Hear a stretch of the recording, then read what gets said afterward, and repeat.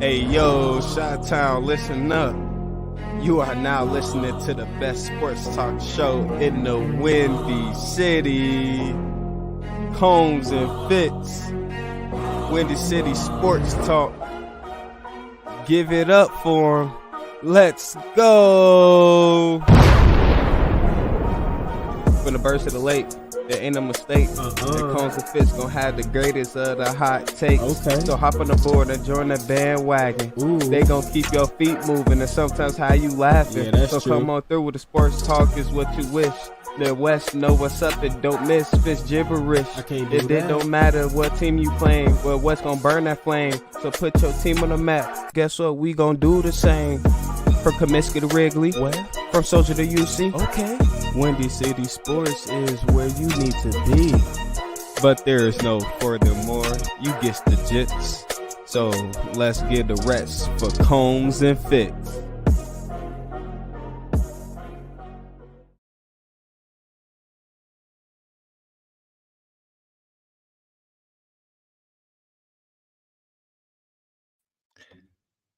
I'm a rookie. I forgot to unmute the mic. Anyway, welcome to Windy City Sports Talk, guys. It's your boy, Brandon Combs, along with my guy, Ryan Fitzgibbons. Fitzy, man, long weekend of baseball. We finally got baseball back. Hell yeah. The White Sox still haven't won a game, but we got baseball back. Hey, they hit some home runs at least. They scored some runs, so that's good. And They Garrett actually Crochet scored looked some good. runs. Yeah, he did. That's pretty much about it. But Eric Luis Fetty Robert, looked good too. Luis Robert looked like he's gonna be good. I got the hoodie. I got the giveaway hoodie. I stood in the line. I did the South Side thing. I stood in the line, and Yeah. we do have some breaking news. Oh God. Breaking news. I our hate you breaking so news much right sounder, now. by the way. God, I hate you. Wait, Go wait ahead, for tell the it. world. Tell the world about it. Wait for it. You got a background for it too now? What the hell happened? How the hell did you get time to work on the show? I had like 20 minutes. Nobody cares. Breaking news. Windy City Sports Talk news coming right at you. Mike Clevenger has signed a 1-year deal with the Chicago White Sox. And yes, Oh God. as the banner says, nobody cares. Did he celebrate by spitting chaw on his 3-year-old again? Yes. Possibly. Jesus. It's a 1-year deal. I think 1 year, $12 million guaranteed. Jeez. I think he signed the deal and then punched his wife in the face in excitement. I guess. Welcome He's to the 33 South years Side. old. Yeah, welcome back. Like I was saying before the show started, not far from the trailer park, but he's Not 33 far from the years, trailer park. 33 years old. That's his Jesus year. So, and he looks kind of like Jesus. Jesus if Jesus was on a lot of crystal meth, but he will be Well, Jesus was a zombie. your newest. Yeah. Yeah. I mean, kind of. So he could have been If Jesus. you look at the meme, if you believe Yeah. every meme you read, yes. So My favorite one was the one that said YOLO and then it said just kidding. That was amazing. yeah, so this is our breaking news now. We broke news We somewhat. broke news. We were Not only really. about the 13th or 14th publication to break this news. We're Okay. about an hour and 10 minutes late, but Maybe it's to say late breaking news that nobody cares about. late breaking news, yes. Late breaking news on Windy City Sports Talk. Here we go. Oh God. Are you drinking Anyway, tequila again? I think I'm drinking tea, but I don't have any Tequila? tequila. I have a little whiskey under the bar, but not much. So maybe it'll Don't get lie. back out at That's some not point. tea. I wish it was stronger. Like I said, I might break it out later today, but that's your breaking news. And okay, I guess he's going to pitch instead of Nick Nastrini on the 3rd, I would think, unless he needs time to build up. I don't know where he's at physically, so maybe he needs some time. What happened with your boy Nicholas Strini, man? That was your guy. You already had his jersey coming. I know. I was already gonna buy his jersey that no one was gonna buy. John already checks in. Cubs suck. Total sales 1. Yeah, total sale. First one. I'd have to make it myself. I'd be knitting it at home. Cubs suck, says John Fitz, your brother out there saying that the Cubs suck. And apparently he's watching the wrong team because the Cubs did not suck today. I was at the game. I actually just got home from Wrigley. I was drenched. I had to take everything off, get dressed real quick, and get ready for the show. It was insane. It was a great game. Freaking Chris Morrell with a little league home run. I wouldn't even call it an inside the park home run because it was a single and a 3-base error. So it I was. Don't think anybody has Colorado to win anything, but no. It was great to give. It was great to give Chris Bryant a standing ovation and then promptly boo him when he hit a single. That was fun. But no, it was really cool. Very good environment today at Wrigley for the home opener. It was chilly, but it wasn't as bad as I thought it would be. And the rain held off to about the 8th inning. And then by the time we were leaving in the 9th, no rain at all. And we were about a block away from my truck and just the heavens opened up, man. Just downpour. And I was like, you gotta freaking be kidding me, dude. Driving home all the way home, cussing out everybody because soaking wet on the drive home, and I'm stuck in traffic. And then I didn't even realize the White Sox were home. So I hit the corner around freaking Lakeshore Drive, and I'm like, oh, okay, yeah, we're gonna hit the we'll hit 57 right here, we'll be fine. Oh no, not at all. White Sox traffic. They were getting on at the same time. White Sox actually played a game today. Breaking news: nobody knew they were home. No one knew they were even playing against my World Series winner this year, the Atlanta Braves. Yes, they're not my World Series winner, but they're yours. I got the Phillies. You got the White Sox. I got the White Sox to win the division, which was a really bad $5 bet.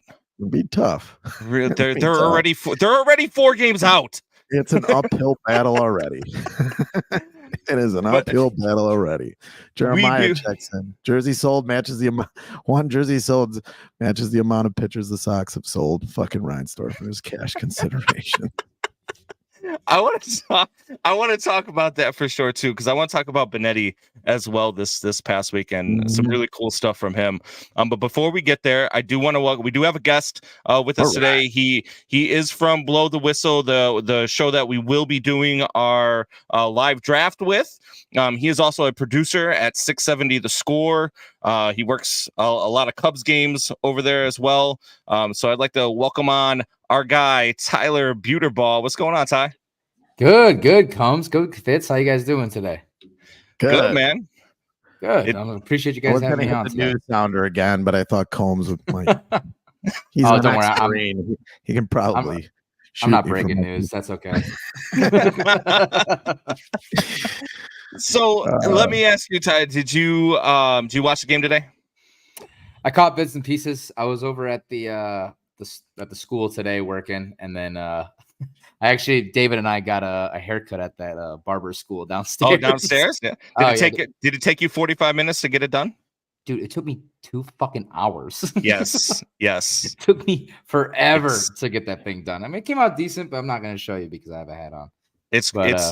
I get my haircut down there too. It's only $7, but it takes them forever to do it. Hit or miss. Someone came upstairs and gave David like these free haircut cards. So at least it was free. Oh, okay. Yeah, so there you go. You only get so much for a free haircut, right? Combs break the wind. That's usually how it goes. And we got Facebook users said at least the White Sox have cool giveaways and good food. That's true.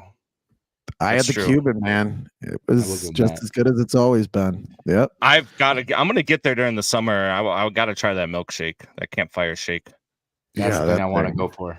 Yeah, that'll make you an all the way diabetic. You'll go all the way into the diabetes, or what other people have called the bad sugar. So. Well, my fat ass is already halfway there. Somebody asked me the other day. They're like, are you like are you okay with everything? Are you trying to cut weight or anything? I said, trying to cut weight, man. Do you know how good it tastes to be fat? It tastes so good to be fat. Like, no, I'm not trying to lose weight. Fuck that. We only live once, gotta try this shit. Yes. What are we doing here? It's either that or like at some point I'm gonna end up on freaking Epstein's Island or some shit anyway because of the way this country's going. So, I mean, might as well. Or P. Diddy's Island. You don't ever know. Yeah, he's got an island too. They all have islands. He might have an island too somewhere. Jeremiah said, "How else are you gonna go grow fat folds to hide pistols?" We were talking about that today on our way into Wrigley because I'm not gonna lie, we did sneak about 10 mini fireballs in with us in our pockets into Wrigley, and we're walking in and we're like, all right, and well if they get about what I'm drinking, wait, hold on here. What? Wait, you're saying that's not tea in your cup? You're doing fireballs on the train. I'll admit that this isn't tea right here. I'll admit that right now. What do you think's in the cup? What do you got going, Tyler?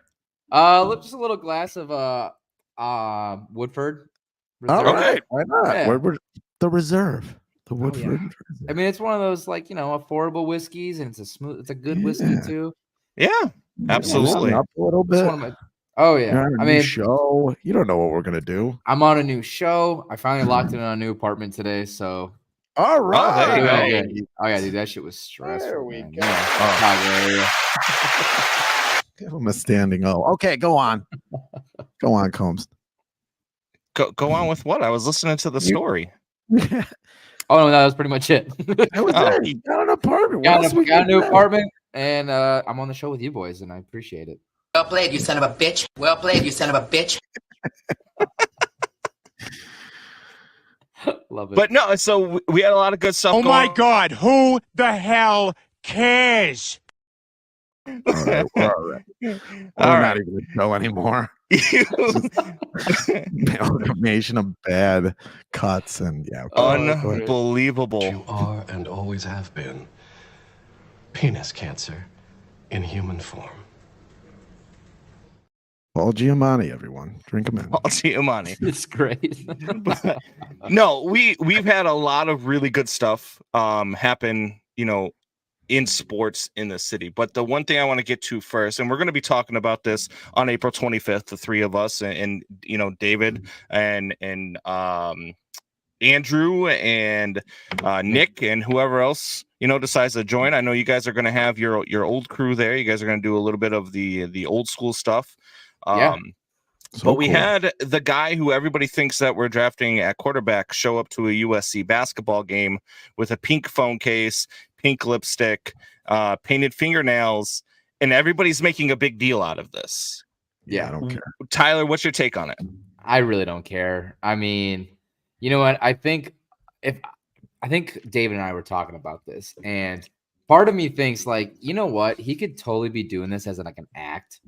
And because people were he was getting side comments from before, and I would find it hilarious and love it if he's doing this just to get a reaction out of people.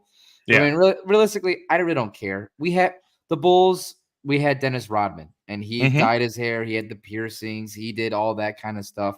So he's doing the same thing that Rodman did, and Rodman was loved for it. So it's right now, it's just especially in this era and day and age, it's who cares? Well, that's my thing. People are saying stuff about it, and people are like, "Oh, this and that," and I'm like, "Look, I'll tell you right now. If this guy is the quarterback that everybody's predicting him to be, he can show up in a sundress every single fucking Sunday for all I care. Show up in a sundress. I don't care what you wear. If we are 14-3 at the end of the season, I don't care what you wear. You could play every game in a thong for all I care. Just go out there and win." In a Speedo while riding a midget for all I care. Just Jesus Christ. We call them little people, Jeremiah. Son of a bitch, Jeremiah. You blew it, Jeremiah. You blew it. Now Tyler's never coming on the show again. You can Fuck this. I'm quit. You can watch us on Rumble next week. We'll also be on Unbelievable. Where we hope that we're gonna start a new platform called Only Podcasts. Only Podcasts. Only Podcasts. Shanna says, I really don't care if he paints his nails. I smell money for his nail technician. Oh, there you Yeah. go. There you go. Honestly, you if can he's the tell, first like- Bears 4,000-yard passer, I'm okay with it.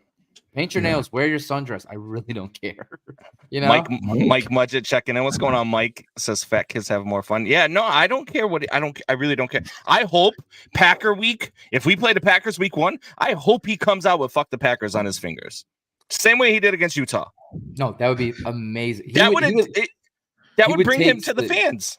Oh, everyone in Chicago will be sold on him. You're like, you know what? I like this guy. Mm-hmm. They will ride the Caleb bandwagon till the end of his career. We'll see 40,000 people on a Sunday with pink chapstick on if he does that. In the Super Bowl in 1985, show his ass to helicopters. Like what? Yes. Whatever. The Right. punky QB was drinking beers when he first came to the Bears locker room. Like, Yes. I mean, come on. Absolutely. I'll At paint least my he has nails the if he confidence. destroys it. Yeah, there you If he go. destroys Wow. Packers, I will paint my nails. Timestamp Screw it. 16 minutes in. April Put it 1st. down. Is that an April Put it Fool's? down. Wait, is that an April Fool's? No, because honestly, I forgot it was April Fool's. I almost got fooled by a couple of tweets today. Oh, I'm not gonna lie. Like one of them. So I'm a Nebraska Cornhuskers fan, mainly football. Yeah. And they got 5-star quarterback Dylan Raiola in this 2024 class, and they tweeted out that like he was entering the transfer portal, and I was like, "What the hell already?" I'm like, "What'd you do?" And then at the end, it was like April Fool's. I'm like, "Fuck this day." I will tell you some. I think I want to say this was our score, and it was Mike North. But you know, your memory moves the furniture around. Mike North, like 20-something years ago, said that the Sox got Ken Griffey Jr. in free agency. And I think it was before he went to the Reds. Oh no. I think it was either that or it was a trade then, and he was already with the Reds. This is before he got injury prone, when he was still freaking, baseball god, and everybody went nuts. Like he waited like an hour, but back then you could do that. There wasn't Twitter where people would be like, "No, he's fucking lying." So people believed it for like an hour, and then he said it was a lie. It's pretty messed Someone up. from Bears Nation tweeted out that making it sound like the Bears traded the first overall pick with Minnesota, and they got Justin Jefferson and like next 3-year first-round picks. But then they said that they traded DJ Moore to the Buffalo Bills for Mitch Trubisky, and I was like, all right, let's pull the brakes here. Like you didn't get me. I did see a couple. One of them, yeah, the Bears trade. I saw that one. Although that one was semi-believable because of all the rumors going around about the Bears trading the number 1 pick. So I would have been okay with getting had by that one. But it just, I don't read anything on April 1st because it's all stupid. Are you a Caleb guy? Is he your first quarterback, Tyler, in the draft? I was always and Brandon knows this. I was originally in like keep Justin Fields. I was all for build around the kid, trade down, get some assets and some picks. But then as soon as obviously the trade broke down, it's like I wasn't really like either a Fields or a Williams fan, as like how all these Chicago Bears fans are. I was like, I just want what's best for the team, and I trust Ryan Poles that he's making the right decision. And he sold me that he was ready to build this thing up with the Keenan Allen trade that broke for a 4th-round pick. I was like, all right, but this still could, like, as soon as that happened, and that was obviously before the Fields trade, that this can go either way, where you're gonna like give Fields the team that he's been asking for the past 3 years, or you're gonna put a rookie quarterback in the best situation possible that we have no excuse for how this rookie quarterback is. I'm riding with Caleb Williams now that like it's obviously established that they will more than likely draft Caleb Williams first overall. I told this to everyone else that with the addition of Keenan Allen, you got Gerald Everett. Like right now, you are looking like easily a top 5 offense or a top 10 offense. I'm sorry, arguably top 5 depending how your quarterback plays. I want a minimum of 3,500 passing yards by Caleb Williams because I mean. Yeah, it's your rookie year, but I mean, I'm not going to give you the high expectations of being the first 4,000-yard passer. in Chicago Bears history, but Mhm. you are set up for success. There's no reason you can't at least throw for 3,500 yards. And plus, with what we've seen last year with CJ Stroud, the man has set the bar high for rookie quarterbacks that, you know what, like you can come in here and just flat out destroy and lead your team to the playoffs your first year into the freaking league. So that's kind of where I'm at with Caleb Williams. I'm all for it. I mean, I'm trusting Poles that he's making the right decision and he believes that this kid is going to take the Bears to a playoff run and possibly be the franchise quarterback that the Bears have never had. And we kind of have to trust Poles, right? Because now Poles is married to this. Because if Poles gets this wrong, Ryan Poles will be fired in 3 years. I believe he will get 3 years. But if this is wrong, he gets fired after 3 years. He's never a GM in this league again. I can't disagree. I mean, this is like his make it break it year. And that's kind of why I mentioned this before all of the like with the addition of Keenan Allen, that I'm like, you know what? This man has all his years, he's been trading back, building up picks. Like right now, this is your year to cash them all in. Right. I mean, because right now you have the entire NFL fan base like looking at you and being like, what are you doing? Like more like, what's your plan here? Like you have like all the weapons and the assets to change this and make like an historical twist to the Bears organization by getting this so-called like this quote unquote generational quarterback. You've built him up the offense with everything that he would need. All eyes are on you. You have to cash in at this point. So like right looks like it is, and they have 2 first-round picks. I've said it before. I mean, before they traded the 4th-round pick, that I wouldn't be surprised if they drafted Caleb Williams number 1, and they might pull a Houston Texans, trade up from 9 and get Marvin Harrison Jr. But now at this point, why would you waste that? Because you can still get Rome Odunze at 9, or get your edge rusher with Jared Verse or whoever, Dallas Turner at 9 as well. Yeah, see, I'm of the value that they're not picking at 9. They're either trading up to get Marvin Harrison Jr., Malik Neighbors, or Romeo Dunze, because I don't believe none of those guys are going to be there at 9. So they either trade up to do that, or they trade back and at 13 or 14 get some draft capital, maybe get yourself an extra 2nd-round pick. Yeah, and then you draft the Jackson Powers Johnson from Oregon. the center from Oregon. Yeah. So that's where I don't think they pick at 9. I really don't. I don't think that, look, edge rusher, fine. Somebody said that Wayne G, who is on the NFL Experts podcast, was arguing with me about it. And I said, he's like, well, why isn't edge rusher more important than wide receiver or offensive line for you guys? I said, what do you mean? We have the top ranked rushing defense. We were tied in the league for the most interceptions in the league. And we had the 5th ranked defense overall in the league. Meanwhile, they gave up the most leads in the fourth, double-digit leads in the 4th quarter. You ranked 27th in receiving yards. You ranked 1st in sacks allowed. Like these are the things that you need. So yeah, your wide receiver is more of a thing, that more of a need. Well, center is more of a need for the Bears than an extra edge rusher. Would an extra edge rusher be nice? Sure, absolutely. But you don't need that right now. That's not a bigger need for the Bears than wide receiver or offensive line. No, I totally agree. I mean, and plus, yeah, it would be nice to get an extra edge rusher on the opposite end to help out Montez Sweat. But if I'm being honest, this is a much more offensive heavy draft than defense. Like, I don't feel like Jared Verse is arguably like the best, or Leatu Latu or Dallas Turner. Those are like your top 3 edge rushers that's coming out in this class. But I don't put them on like the same class as a Will Anderson Jr. or a Micah Parsons. Like, I don't see them on that level yet. I think they could be, but they're a project. So it's like, if you're going to draft a defensive guy at 9, you want him to be an instant starter. And to me, any of those 3 guys I don't see them as instant, like successful starters in their rookie year. I think they can be eventually, but they're projects. So I mean, I wouldn't waste your time on that.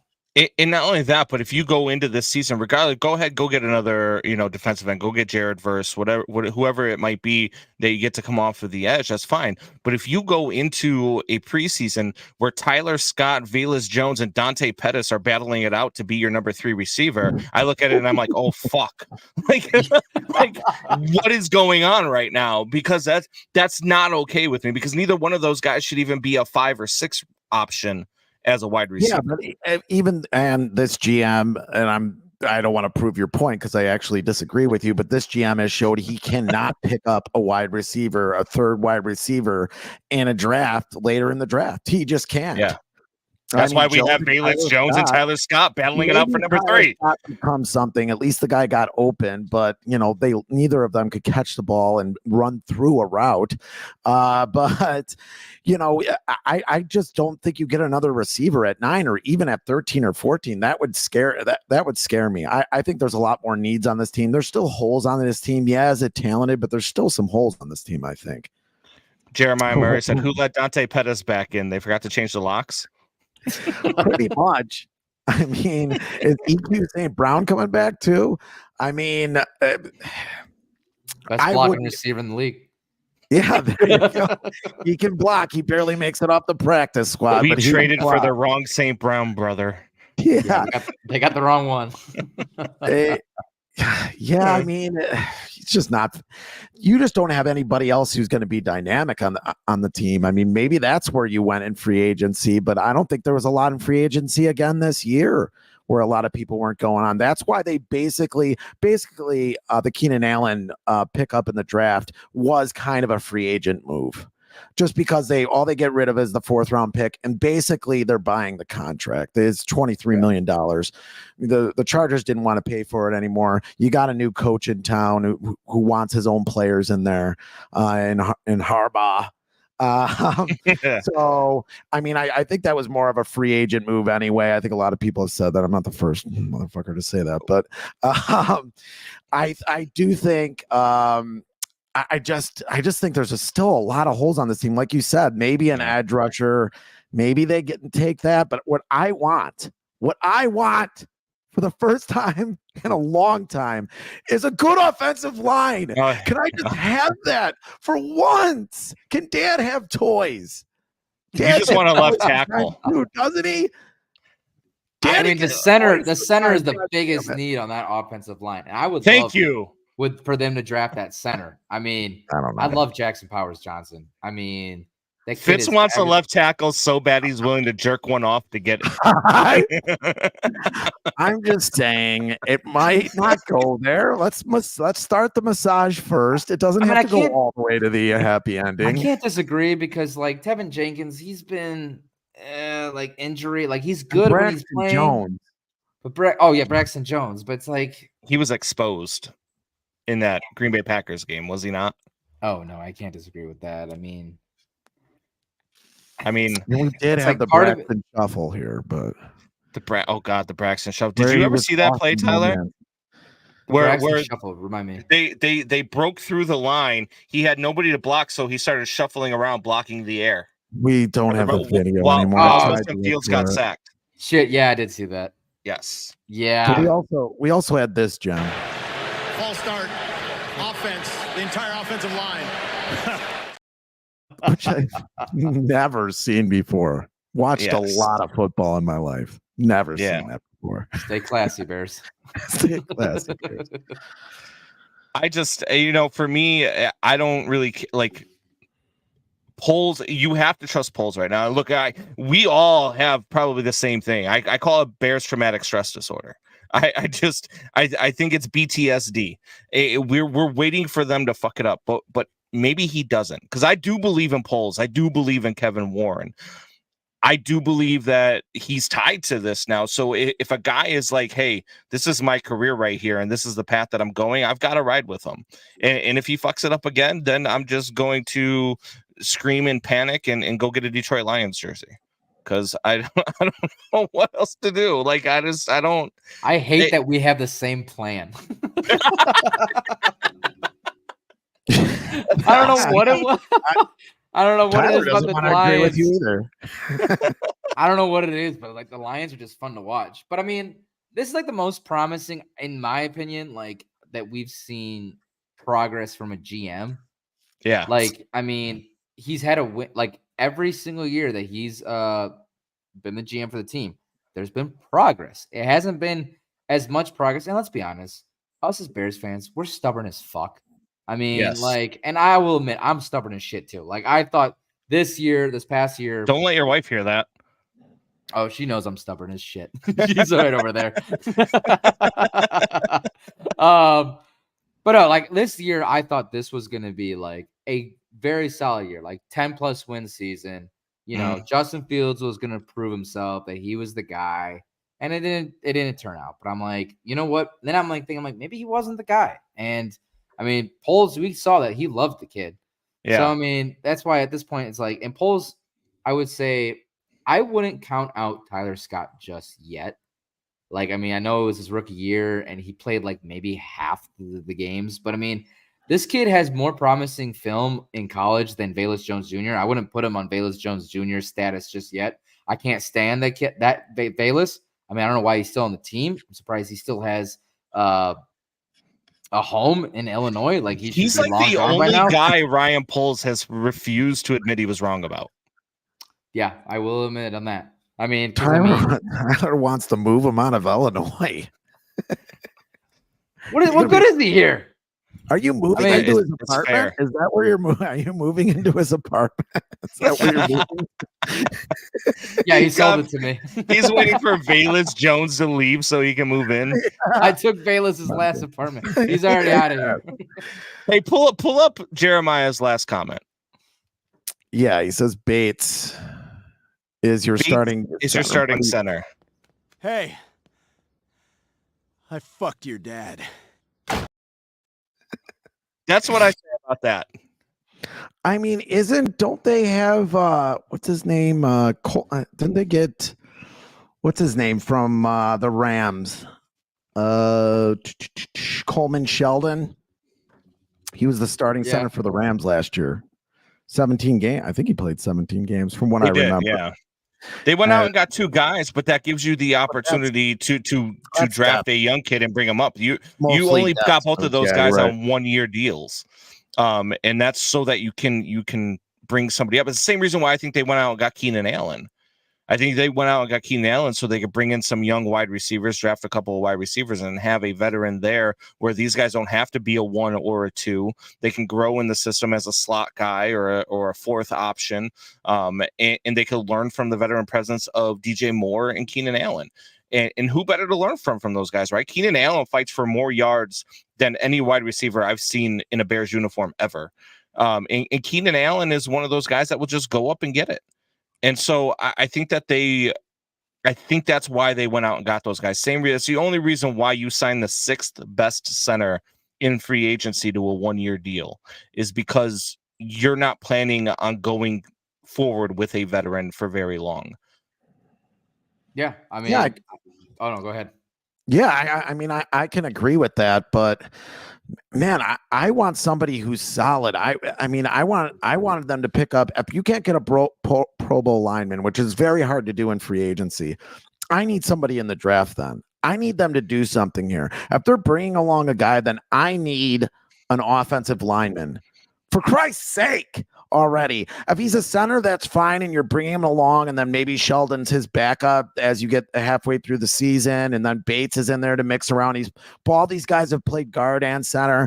Maybe if they do that, I mean, that's fine with me. That they're making depth moves is fine, but I need an actual move that actually gives draft capital or salary cap space to the offensive line. Tell me how many times they've done that. I mean, they did it with Darnell Wright. They did it with Darnell Wright last year. They did. But other than that, it hasn't happened a whole lot. And Poles was brought in here as the offensive line guru. Well, Show me. Well, tell you a time that they've ever done that. Tell me a time that they've ever built so well around a quarterback that they were planning on drafting. Tell me when was the last time they built an offense as good as the offense that we're starting to see on the field? They've never done it. The Bears just have never done things like that. But they did it kind of the Bears way, right? They built the defense first. They got the defense right. And now they're building an offense just as good as they have the defense, or at least trying to build an offense just as good as they have the defense, which we've never seen before. We've never seen that. We've always seen them bring in guys, bring in quarterbacks, and be like, hey, here's this makeshift wide receiver. Good luck. That's what the Bears do. That's what they've always done. They did it even with Devin Hester. As much as I love Devin Hester, as great as he is, as great a Hall of Famer, all that other stuff, they did that to Jay Cutler. They said, here's Devin Hester. He's your number one. Good luck. It's just what the Bears do. I mean, that is, monsters of the Midway. And like, that's what they invest in, because it's like old school as shit with the McCaskies. So that's kind of why this offseason has been exciting, because like you said, Combs, is they are building the team for the offense. And like, I would say like they got their defense pretty under control. I mean, there's still a few like missing pieces. I mean, I would say like their secondary right now could arguably be one of the best secondary in this league. Yeah. As long as Kyler Gordon kind of makes that extra jump. We've seen what Brisker is able to do, and then Tyreek Stevenson coming in his rookie year. Like that secondary, and then adding Byard. I mean, that's your veteran right there in that secondary. Eddie Jackson was supposed to be that guy, but God, he shit the bed. And so like Byard's been that guy that's been, I think, that can lead those young guys. And also, like, you got a really good secondary. And then, I mean, the D line's a little bit iffy. I would say the D line, aside from Montez Sweat, is more broken than the offensive line. I just think the offensive line, you're one center, you're just a solid center, starting center away from being a very solid offensive line. Yeah. Well, Tyler, I know we got to let you go soon, but before we do, I like talking to you all the time. We talk in class all the time, but I like talking to you about like stuff at 670 The Score, right? Because it's what I'm learning. It's what I'm trying to get into. Yeah. But now that I got you on our platform, where it's a very NSFW platform, I would like to know the funniest story that you have behind the scenes of 670 The Score. I need to know something that has happened. That story right there, the one you just thought of and started laughing at, that's the story that I need right now. So I can't say specifics because I don't want like certain people. There are 9 people watching us right now, Tyler. Nobody's going to say nothing. But see, I shared it and I'm friends with coworkers, so I can't. But I will say, like, during some, like, a lot of the most fun is that I get is just the conversations we have during breaks with certain hosts or announcers and stuff like that. And so just some of the shit that we just talk about, like, you kind of like talk to them and it's just like, you're just a normal dude just that talks as stupid as I do, and I love it. And so it's like you kind of realize, like, these people that are like big in the radio industry, like, they're just like us, and they just like they talk the same silly shit that we do. So that's what I would say. I can't say exact, but taking the easy way out. I'm not trying to get fired. We do have a couple of guys who are avid listeners of 670 Score. I know Jeremiah is an avid listener. I listen all the time. Fitz was mad because I busted his breaking news on my way home from Wrigley. I was listening to 670 Score, and they broke the news first. Breaking news. He was upset that I knew about it. But so no, man, you do a great job over there. I enjoy listening to. I enjoy our conversations at the school, and I can't wait to do our thing on April 25th with you and with the guys of Blow the Whistle. It's going to be a fantastic night, man. We're going to have so much fun. It's going to be a lot of fun with everybody. So I appreciate you coming on. Super excited. Yep. Go enjoy your pizza, man. Oh, what kind of pizza did you get? Just a plain sausage, but it's this place down the street that's like, it's like one of the best pizzas I've ever had. Have you ever gone to Uno's? Uno's. I can't say I don't think I have. Dude. Uno's, and I'm telling you, do you like pesto? Oh, I love pesto. They have a pesto deep dish. Dude, it's the best pizza I've ever had in my life. Okay. I'm gonna have to. Yeah. I love me some pesto on a Yeah. pizza, my friend. I do Tuesday nights. I do bar trivia at Uno's in Schiller Park, right there by the Okay. school. Oh. So you have to come out one Tuesday night, man. We'll do it up. We're gonna Let the let's, kid let's go eat, for Christ's let's- sake. let's get silly on a Tuesday. Let's do it. Let's No. do it. All right, love Tyler, it. man. I Appreciate appreciate you. you guys. Thank you guys for letting me come on. Have Oh, a good no one. problem. We appreciate it. Take care, guys. So, guys, that is Tyler Buterbaugh. He's a producer over at 670 The Score. He's also part of the Blow the Whistle podcast. So if you guys have not heard them, check them out. I believe they're on all podcast platforms. They're also on Mondays on the Twitch channel on Sportstown Shy, same channel that I am on Tuesdays with my guy, Nick Johnston, who just put a cupcake in the emojis. Is that a poo emoji or? It's a cupcake. We got to get Nick on the show. It's very combative. Dude. Very combative young man. He better pack that cupcake in his lunch for Tuesday. That's all I gotta say. No, I'm just joking. But no, they do a great job over there. It's going to be a blast. It's a robot. Oh, it's a robot. What? Thinks we're robotic. How is that a robot? It looks like a cupcake. What the hell? It says, well, you have a new fan here, bud. So we have a new fan, apparently. So I appreciate it. We appreciate the listen. We appreciate the follow. Click on the underneath where it says we're streaming through StreamYard. If you click on that link, it'll ask you for access to your Facebook so that we will actually be able to see your profile and call you out by name. And when you could see your profile, we get comments like this from Doubting Thomas. Cohen wants another first round ride receiver. Who would have guessed? If they would have drafted Quentin Johnston in the first round last week. Last year. Look at his stats last year. What do you have? 1 touchdown? He had Keenan Allen on one side of the ball. He had Mike Williams on the other side of the ball. So they had Gerald Everett as the tight end. They had a wide receiver that catches out of the backfield. I just pretty much just said everything that the Bears are going to have this year, actually. Just because you just learned Gerald Everett's name when he was traded or when he was got in free agency from the Bears doesn't mean you have to name drop him on the show 5 times. Facebook user says I wasn't a fan, so you said Uno's was the best pizza. Dude, that offense was a joke last season. They had a really bad that offense was bad because they had Matt Nagy Jr. coaching the team. that was their problem. Now that Brandon Staley is gone, that team under Jim Harbaugh, that team's going to score. Yeah. And they're going to be good. That quarterback made me a believer because I wasn't on him before the season started, and clobbered the Bears. My goodness. It's crazy. but so baseball, we talked enough football. Let's talk some baseball. You've got the Cubs have started out a really tough series. One game where they blew out the Rangers, one game where they blew out the Rangers late, one game where the Rangers blew them out late, and one game that ended in extras. They lost by 1.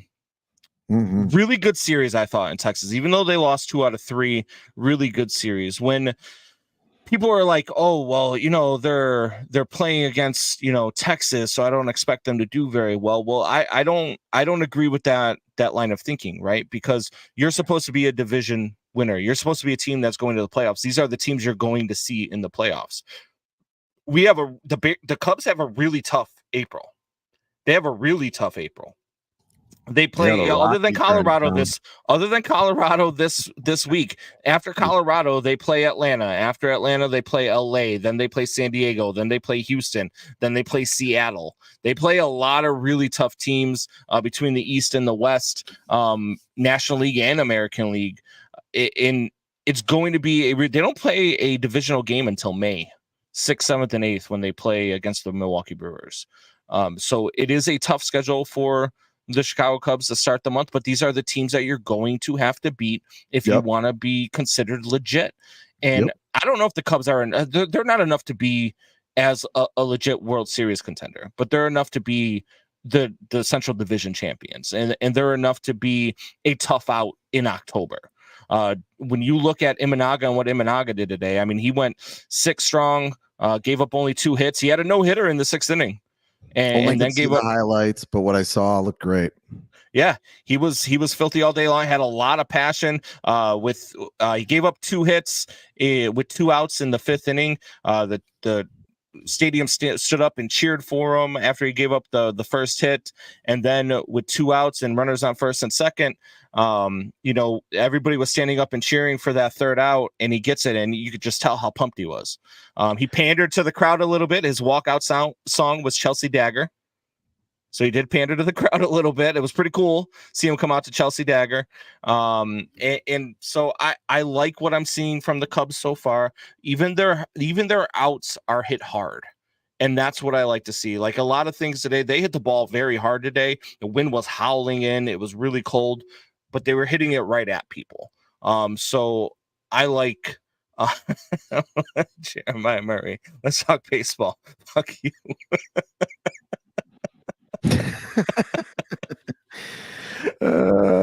Yeah, I mean, it's I like a lot. I like the Cubs team. There's a lot of players I like on the team, but I mean, we don't come on the show for practice. We come on the show sometimes. We gotta argue, and I hate to be the one to say I told you so, but I told you so. Justin Steele goes down in the first game. Hey, you got to talk. I'm sorry. I got excited about the comment. Steele. Justin. Oh, sorry. Well, obviously the comment. No, we got Rodney. Rodney Guerin. White Sox game since opening. Rodney Guerin, who came in. Rodney, a longtime friend of mine. Met him a long time ago. Thank you for joining the show, man. Thank you for watching. I'm glad I'm glad that you enjoy it. And we will definitely troll you whenever you leave comments. It's just what we do. Freddie Snekey says the Cubs are ass. Well, they're not 0-4, so you just leave it there. Yeah. Well, come on. Don't make this a political Facebook fucking comment show. All right, that's all I said. Yeah, Bill Clinton raped girls. It's like, come on. Like, okay, they're both wrong. Come on. They're both wrong. Bill Clinton not only raped girls, but he also sold them afterwards. But I barely remember it because it was an hour and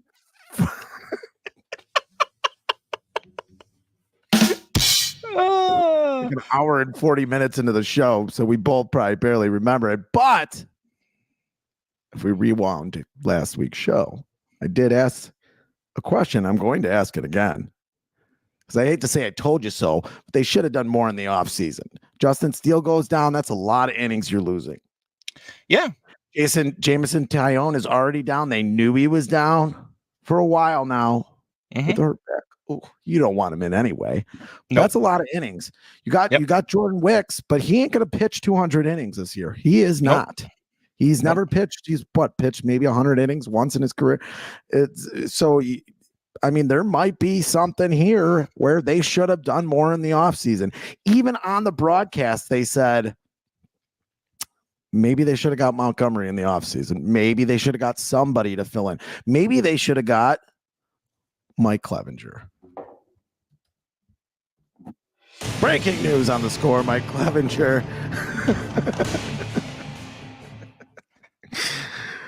$12 million. Are you done? But can I be done? Yes, I'm done.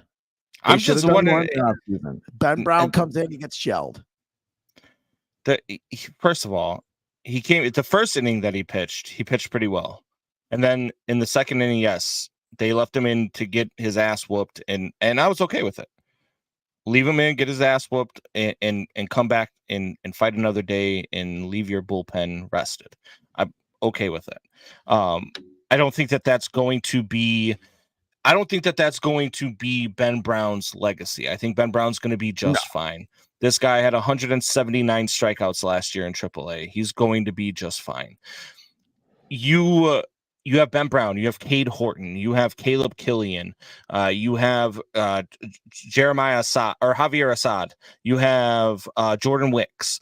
So I just named off 5 guys that they have that are ready to pitch at the major league level right now. So I would rather, with a team that is not ready to win the World Series anyways, even if you add Jordan Montgomery, even if you add, whoever, they are not going to win a World Series this year. So I am fine with giving these guys the opportunity to come up and show what they can do. Now, the Cubs still have the opportunity, and Jed Hoyer was on the radio this week, and so was Crane Kenny, and they both said, hey, at the deadline, if we are competitive, we are ready to go over the luxury tax.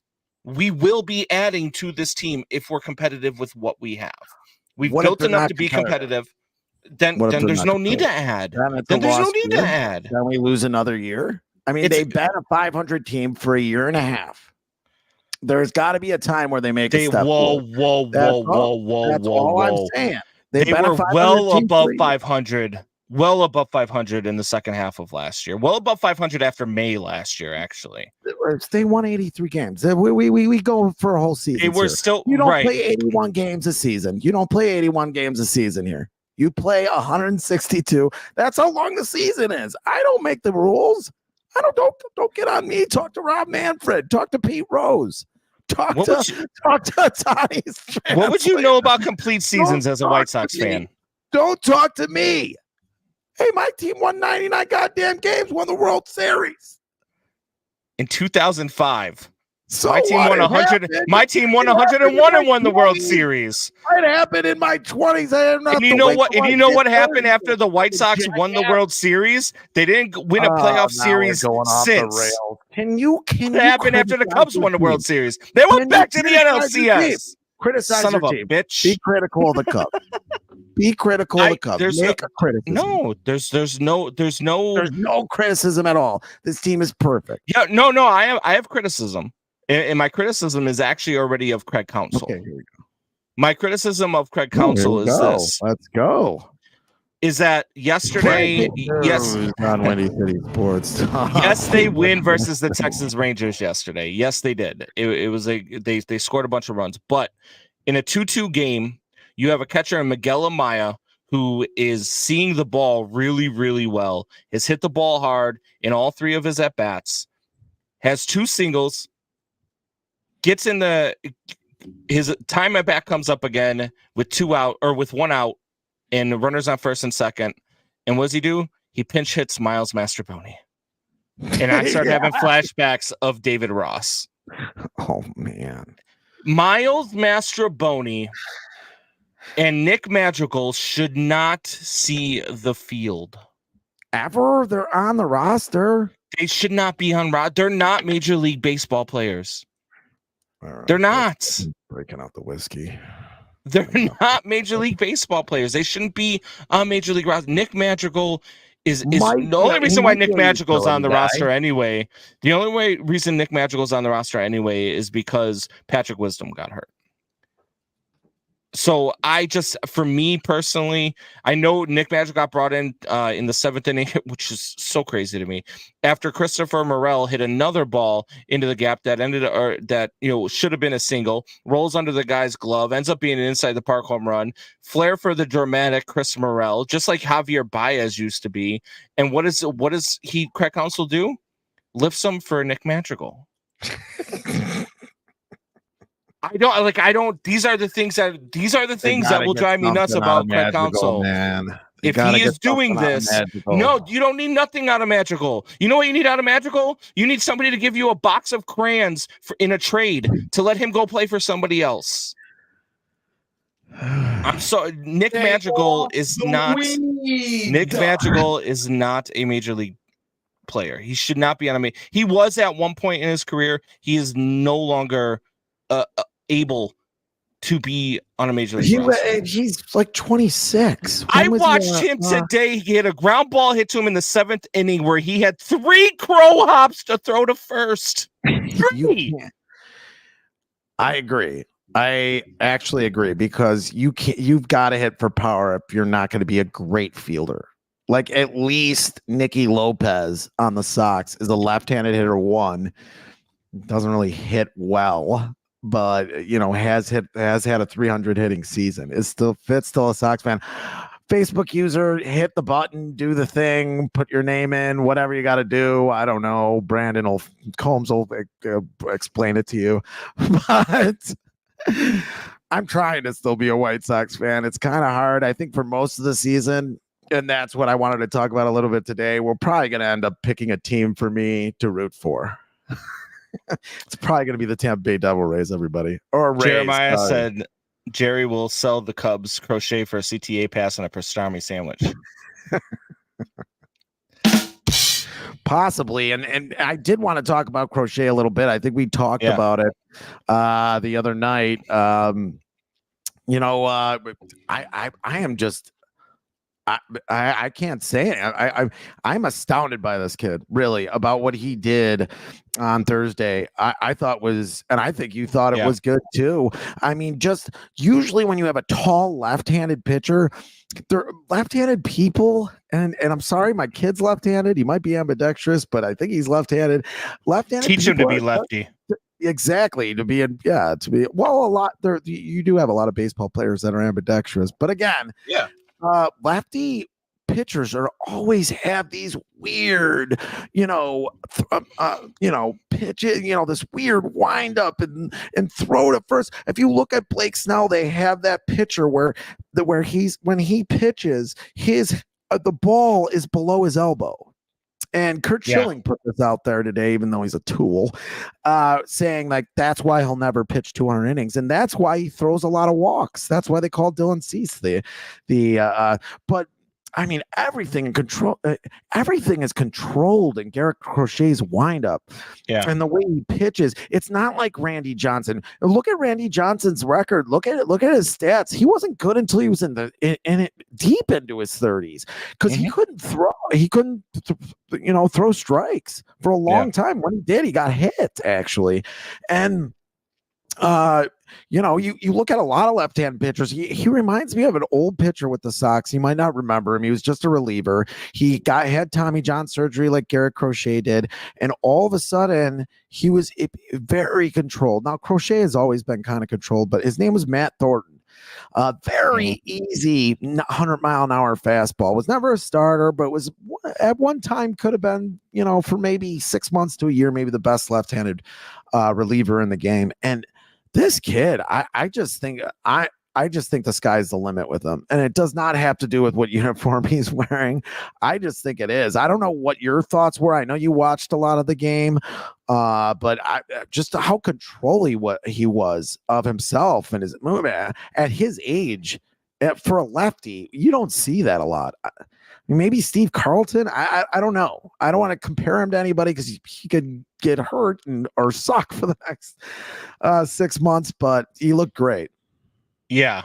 I didn't actually get to see the performance because I was working the game at the radio station. I only got to hear it because I can't get it on any platform because of blackout restrictions. Fucking Major League Baseball.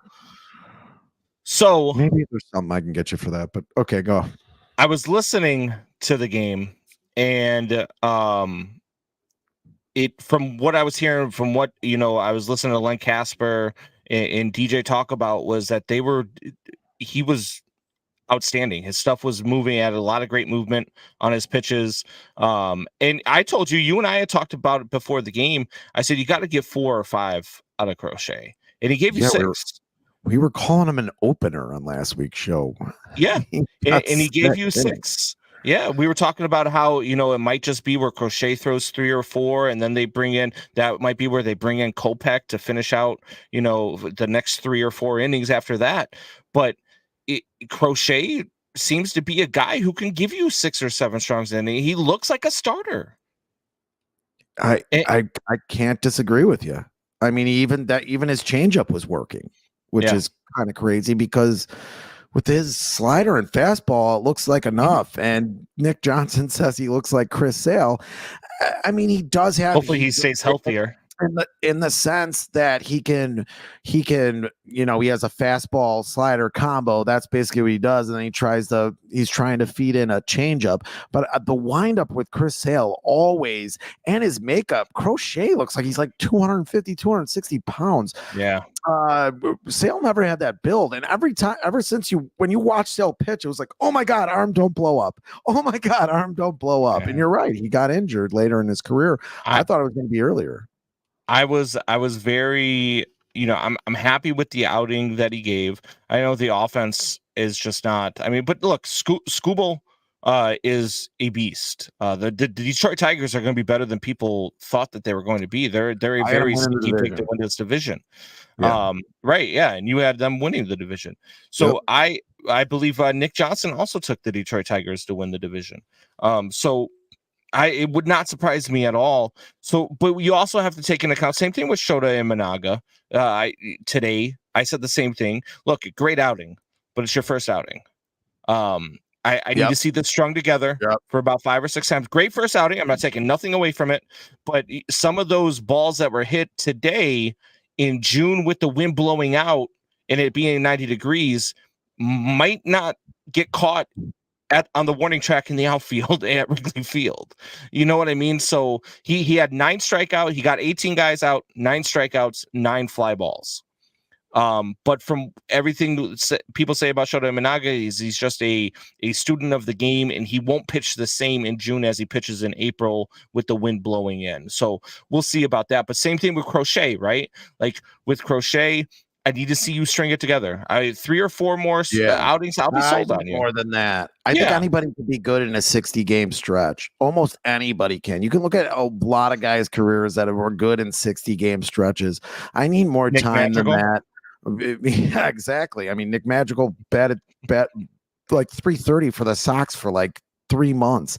Maybe 70, 80 games he did it. I need over 60 games. I need a long season. He's not going to do that this year. He is not going to pitch more than 120 to 150 innings. And you talk about Skubal, he's not going to pitch 120 or 150 innings. So it's kind of weird. Is baseball shifting? Maybe they're okay with them pitching that much, or maybe they're pushing these pitchers to pitch more than ever before. I don't know. Doubting Thomas says Fitz will morph into Theon Greyjoy from Game of Thrones of the White Sox. He was actually a traitor to the Stark family in Game of Thrones. And does that mean you're going to be a Cubs fan by the end of the season? And he got his dick chopped off. So I don't know what Doubting Thomas is saying, what he wants to happen here. I mean, I think I'd rather be a traitor, but Nick Johnson says Garrett has the makings of a varsity athlete. What high school? No, I mean, there's a lot you could take out of both Managua and Managua. Imanaga. Yeah, you said it. I that's what I said. Anyway. Okay. you could still take positives out. It's just in baseball you can't extrapolate. You cannot. I mean, you can do that in other sports. You just can't do. It's very hard to do that in this sport. That's how hard it makes it. It's just hard even being a fan. We've talked about it a lot on the show. It's hard even being a fan in baseball because you don't know if what you're looking at is real. You have to see it in a long. You have to see it at scale. Unfortunately. For some of these guys, even one good year doesn't mean a whole hell of a lot in baseball. I mean, look at Bellinger. He had one really good year for the Cubs, was only hurt for a little bit. Did he get a big contract? No. The guy won an MVP. But he had 3 years where he was injury prone, where even when he did play, he wasn't very good. That's baseball. Yeah. I mean, why do we even put his comments up? And he won't take the Caleb Williams thing off either. Damn, that Sopranos reference went zooming over y'all's heads. I've never seen The Sopranos. Oh, okay. Garrett has the makings of a varsity athlete. Okay. I've never seen The Sopranos. I know Oh that my people God. yell at me, but I've never seen The How? Sopranos. Where have you been? Dude, You're other a than Marine. Cut off a slice of Americana and take sports, I don't really watch much else. I do watch a couple of different shows here and there with the wife just to give her some time, but I don't give her much Soprano. time. So Spin up Sopranos. Wow, I don't that's really watch gonna work out. I don't watch much. Might be why I'm on my third. Yeah, all right. I'll see you guys there. Yeah. Not sure. That's funny. Shanna says, "Watch The Sopranos. It's an Italian American story." Okay, I'll try. I don't know. You can do it. People actually complain baseball being too long to sit through. MLB did this because of a poll they did. This is why they have time. Yeah, remember they have groups. Yeah. They have They had Theo groups had- of people like watch baseball and tell them what was wrong with it. Yeah, Theo had focus groups. Remember? Yeah, focus groups like baseball was a 90s sitcom. Hey, I fucked your dad. Like the focus group.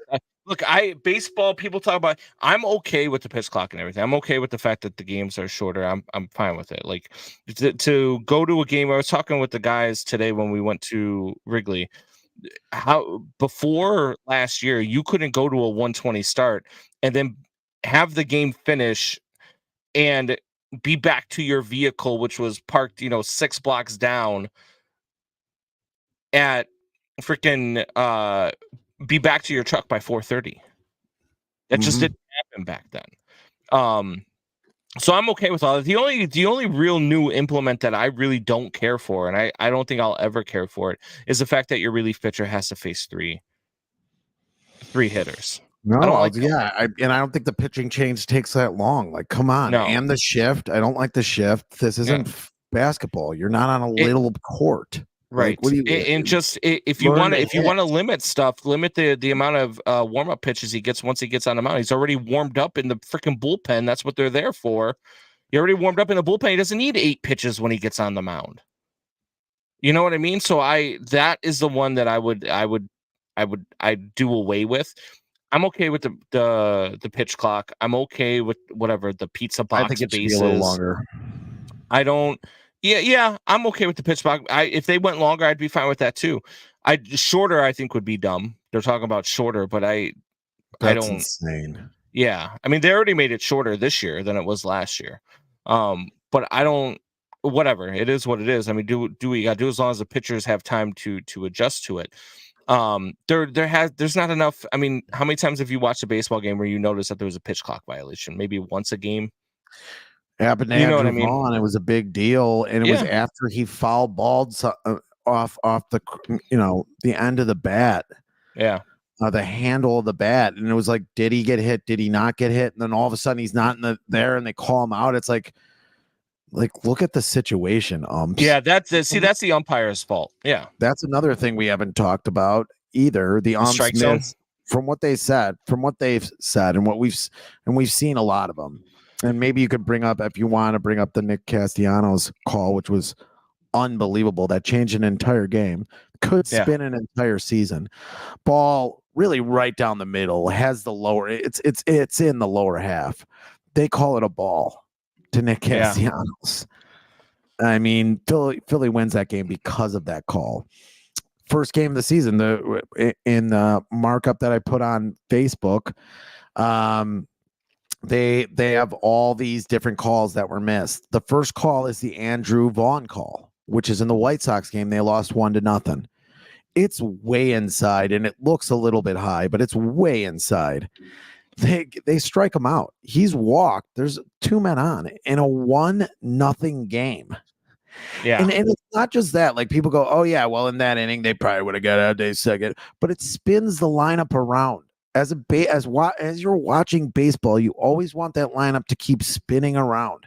If it's not spinning around, what if the next guy gets a walk too? Maybe the pitcher gets a little whatever, and maybe they don't score, but maybe the lineup spins around an extra time, and now you have your actual hitters. They don't have a lot of great hitters on their team, but they do have some good hitters. The meat of the lineup, it has some talent. You get those hitters back in, and maybe Eloy Jimenez strains his abductor earlier in the season than he did yesterday. That son of a bitch. I'm sorry that happened. I just maybe Shanna's right. I need an edible. I don't know. But anyway, I don't want to get off topic. Like, it matters in this game, and I know we go through this in football, and everybody's like, "Oh, I don't want to talk about it anymore." Well, why? When it looks so bad that in every other sport, and hockey was the first sport to do this really well, where they get the call really quick and boom, boom, boom, it's done. They do it in the AAA now, where the catcher goes, "Yeah, we want to dispute that call." They go, "Oh no, it was a strike. He's out." When it was a walk. It looks, again, it's terrible for marketing, and it's a terrible marketing tactic by MLB, and it's why less people would. You do all these other rule changes that don't really matter. You can't do the shift. You can't throw the ball more than 3 times. After 2 times throwing the ball to first base, you're fucked as a pitcher. Yeah. Like, all these rule changes, and you're not going to have a computer call balls and strikes when they're like 99 point something % correct. Right. And so baseball has said that they plan on implementing the automated strike zone in 2025. And the reason why that they've said 2025 instead of this year is because that the collective bargaining agreement with the Umpires Association ends at the end of this season.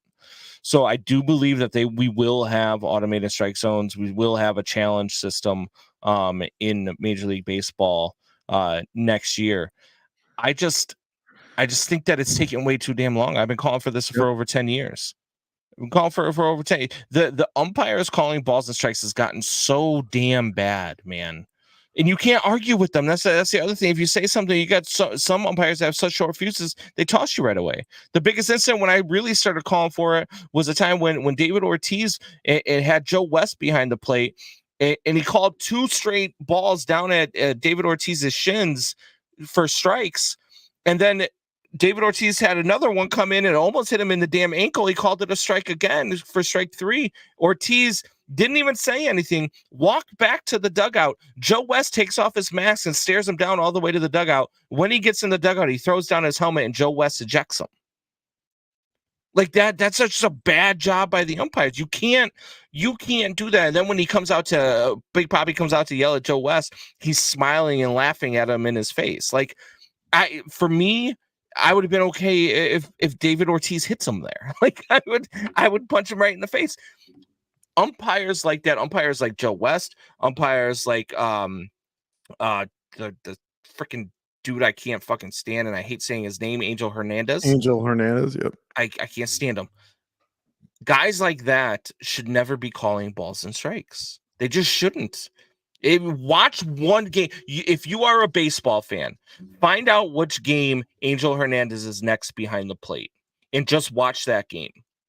And if you don't want automated strike zones after that game, then nothing will ever convince you that we should have it. These guys are fighting for jobs too, on top of it all. Yeah. These guys are fighting for their jobs. Right. And beyond all of what we just explained about an entire season could spin on one call. It really can. And it's just like, why not get it right if we have it now? It changes approaches. It changes at bats. When a pitcher has so much room in the zone, a hitter he knows when Angel Hernandez is behind the plate or Joe West is behind the plate. You have to swing the bat. You have to swing at everything. You don't have time to take pitches because they're going to call bad pitches strikes. So you have no choice but to swing. So it changes at bats. It changes approaches. Drama does sell tickets.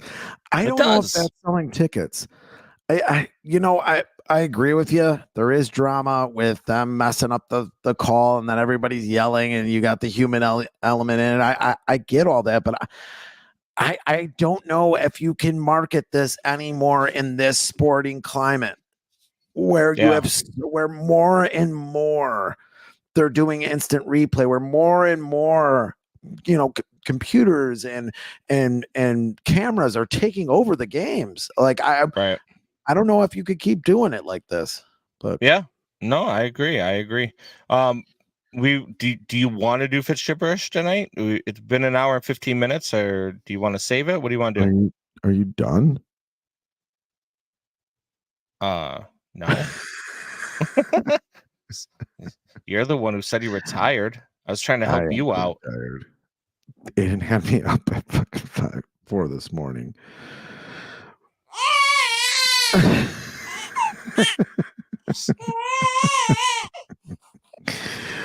Oh my God, who the hell cares?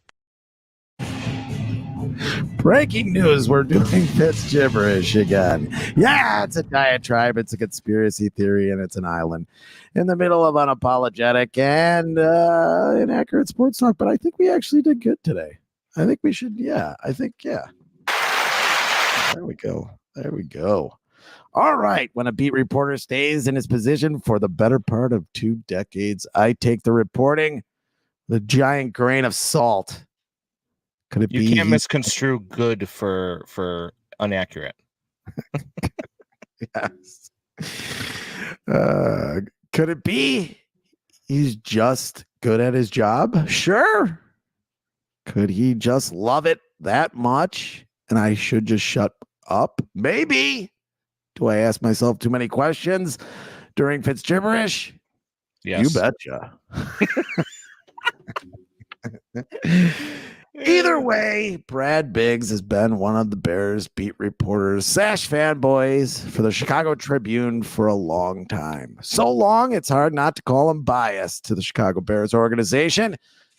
Kind of like Combs at a White Sox game when he blames that organization because he's spilt a s'mores milkshake on his Alfonso Soriano jersey. I could see it happening. I would not waste that milkshake. Yes, that's bias. Brad Biggs, who has historically shifted blame away from an organization that hasn't had an away playoff win since 1995, had a Twitter post last week that I thought was a little suspect.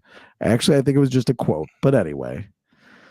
I'm not going to make any predictions this early. Way to get out on the limb there, Biggs. But they've got a completely different team. They've got a lot of talent. They've still got youth on their side. There's credible reason for optimism in Hallis Hall. Wow, Brad, what a prediction. The team that has had $250 million in cap space collectively over the last 2 years and 3 top 10 draft picks, 2 of them being the number 1 draft pick, have a chance possibly to be good.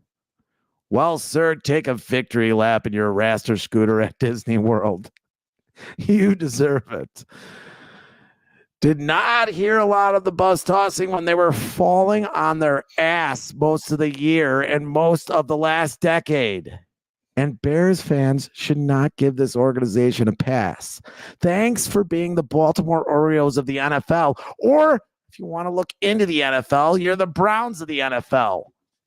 We were mostly terrible, like I just said, for 15 years. Fell ass backwards into 2 first-round picks, whether purposely losing games in 22 or getting lucky as hell with a bad Carolina organization in 23. Remember, folks, this is still the Bears organization.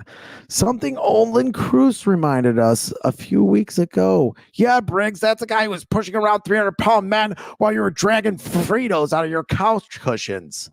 Here is Olin Cruz on Twitter. Does this sentiment look familiar, Combs? It's that time of year. I've seen this one. This is a classic. It's that time of year again when the people who complained all year about their team's OL play, offensive line play, until they were blue in the face, want to draft a wide receiver in the first round because we can't get an offensive lineman. We can get an offensive lineman later in the draft. Well played, you son of a bitch. Do you remember saying that just, I don't know, 45 minutes ago? Well played, you son of a bitch. Thanks, Olin, for backing me up, other than Coleman Shelton, who we talked about earlier in the game, who looks like he could be a player after starting every game last year for the Rams at center, is also not a Pro Bowler or even a top 10 center. As we said, their other two pickups are depth pieces, and their current left tackle did the Braxton Jones shimmy. I thought I'd have the video, but I don't. I'll make a prediction for this quote unquote talented team. If the Bears go another offseason without one or even two big pickups on the O-line, Tyson Bagent and his pus arm are going to be your QB for a good chunk of this coming season. Have fun watching cutovers of his dad arm wrestling from your lazy boys, folks. And that's Fitz Gibberish. Combs, what say? What did I just see? What did I just see? What say ye, sir? Well, I mean, I know you talk about offensive line, and I get it. Jeremiah says Biggs is not as biased as Nightingale, gently running his fingers through Jerry's hair while he complains about making millions. Maybe the quote of the night. Offensive line, yeah. Look, center for sure. You've heard me say it. I do believe. Am I screaming for a wide receiver? No. I think that they may trade up to take one, but I'm not screaming. If they don't go and get one, I'm not screaming for. I actually want Jackson Powers Johnson. I want them to go get a center. I've said this time and time again. Now, if they trade up and go get Rome Odunze, if they trade up to go get Malik Neighbors, or if they trade up to go get Marvin Harrison Jr., am I going to scream and kick and cry? No, because I think that's a really good move. You're getting a really good wide receiver in that spot. But for me, if they draft a defensive end, that's where the missed pick is at. Me too. No, I agree. There is a Quentin Johnson caliber wide receiver in this draft. His name is Rome Odunze. I mean, is Brock Purdy the same quarterback he is without Trent Williams as his left tackle, who is arguably the best player on San Francisco this year, maybe second best to Christian McCaffrey? I mean, it's tough to say. I mean, because you've never seen him without him. Like you don't know. You don't know. Like you. It's not like players have like. I mean, what does Patrick Mahomes do with an offensive line that does nothing but hold all the time? He has the most penalized offensive line in the league this year, and he finds ways to win. He finds ways to hit his wide receivers. Talented lineman though on and he had more no wide receiver drops than anybody else in the league. True, but he did have a talented line. That line was talented. They franchise tagged a guy. I was hoping the Bears would get him in the offseason. I forget his name. He was a defensive end. Oh, they franchised they paid the free agent, their left tackle, but still a good left tackle. I mean, they're hard to come by. They usually stay with their team. Right. I mean, I'm not, if they go left tackle, I'm not mad at that either. If they go Joe Alt, I'm okay with that. If they go Joe Alt at 9, I'm not going to kick and scream and cry. I'm not, whatever. Go get a center later on in the draft. Get a wide receiver. Here's the reason why I want the Bears more as wide receiver in the first round or second round is because same thing that you say. I don't trust Poles to pick one in the third round or later. That's the one thing he hasn't gotten right in all of the, not the one thing, but it's the biggest thing he hasn't gotten right in his couple of years that he's been here. So that's why I would rather take one of the big wide receivers and then go draft, because he has hit on offensive linemen later in the draft. He has hit on defensive players later in the draft. Those are things that I trust him to do. But Rome Odunze, Malik Neighbors, and Marvin Harrison Jr., you don't have to scout them. The talent's already there. You know what they are. So, yes, I would like him to go get them. But I would really like Jackson Powers Johnson from Oregon, because I think center is such a big need for the Bears, especially with a young quarterback. Yeah, I would have liked them to get if they could, and maybe that is why they got Coleman Sheldon. I would have liked them to get some guy that was a veteran that could see defenses, and maybe, like I said, that is why they got Sheldon, because he is, and maybe they will get a left tackle. Suck the refs dick, and they didn't call holding half as much as they should have. A lot of people are saying that, Rodney. You're not the only one. They called zero in the Super Bowl. Zero holding call. The 3 Super Bowl victories they've had, 0 holding calls in all 3. Most penalized offensive line in each season, 0 holding calls in the Super Bowl. You don't find that hard to believe? Well, the NFL, if you believe the NFL is basketball with traveling, you don't find it hard to believe. And we're coming up on a volume 3 with all these new rules. Where have I heard that before? But I mean, it's just, I just want one good offensive line. I mean, they had a decent one when they went to the Super Bowl. They had Reuben Brown. Remember, he was a left tackle, but he was a veteran left tackle who wasn't the same guy as he was, but, played well later in his career, which doesn't happen a lot with left tackles. Yeah. But I just haven't seen them have a guy since then. Whether it be left tackle or having an entire, offensive line since 2006. That's a long ass time, man. Yeah. When everybody else in the league is putting value on these guys, everybody else does not let them leave when they're that good. Yeah. Mm-hmm. No, I mean, look, I don't. Again, Joe Alt, for me, for my money, they got 5 offensive tackles in the first round, going in the top 15, which I didn't know that. Unheard of. I did not know that. Yeah. So would I be shocked to see the Bears go to, trade from 9 to 7 to make sure nobody else goes after Joe Alt? No. Would I be surprised to see the Bears take him at 9? I think I would be, because I think if he's still there at 9, you could trade back to 10 or 11, maybe even 12, and still be able to get Joe Alt. I think they're trading back. I think that's. I do too. They have to get another. I do too. Unless they surprise you, and again, if something pops up where they can get, they can move up to 6 or 4 or 7 and get Odunze or Malik Neighbors. If Drake May drops to 9, or somehow Jaden Daniels, you could get a really good pick for that. I don't see that happening. What is the love with JJ McCarthy? I freaking what's Wayne G on the NFL Experts, and I hammered back at him. I was like, I thought you were supposed to be an NFL expert. He said he sees the Bears trading number 1 to Washington and taking JJ McCarthy at 2. It's insane. He didn't throw a pass against Penn State in the second.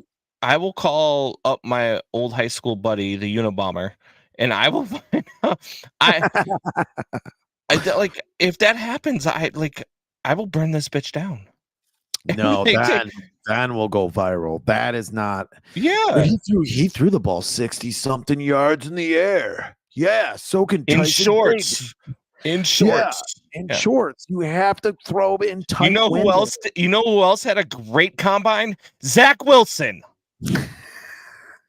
True. You got a rim shot for that. I mean, yeah, he did. I don't know how Zach Wilson was taking over Justin Fields. Say what you want, Doubting Thomas. He's not Zach Wilson. I mean, and Trey Lance was taking. What a weird QB draft that was.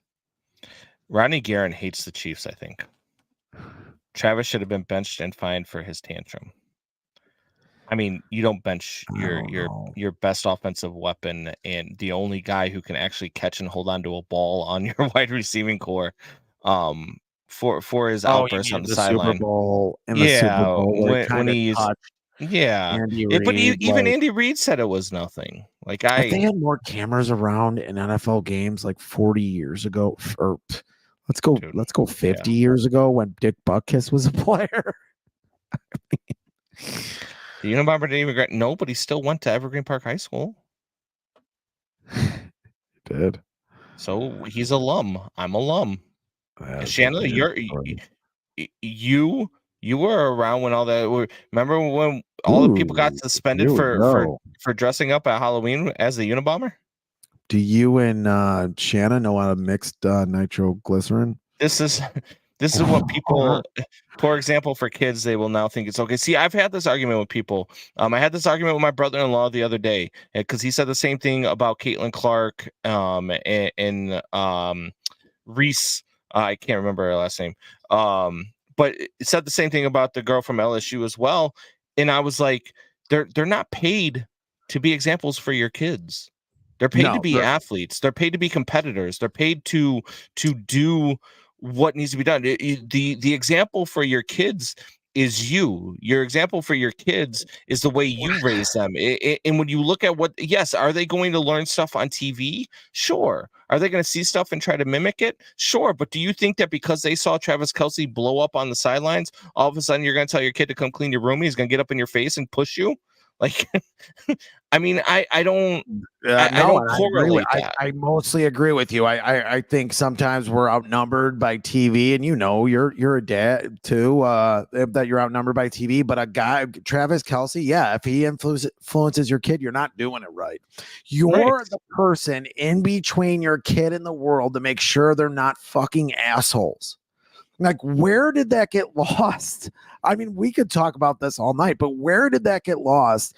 Within America, where you're the one that to tell your kid, no, you're being a fucking asshole, because that is how a kid is going to be successful in his life. It's how he lives in society. Is how is he going to be successful in his life?